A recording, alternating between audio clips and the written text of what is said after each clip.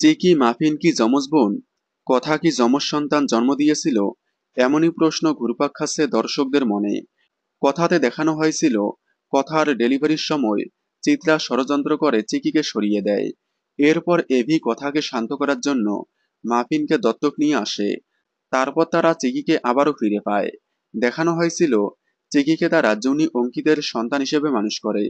কিন্তু শেষ পর্যন্ত সব সত্যি সবার সামনে চলে আসে। সত্যিটা সবার সামনে চলে আসায় দর্শকদের মনে একটি প্রশ্ন ঘুরপাক খাচ্ছে। তারা বলতেছে, মাফিন চিকি কি যমজ বোন? কেননা এভির অনেক ক্যারেক্টার মাফিনের মধ্যে দেখা যাচ্ছে।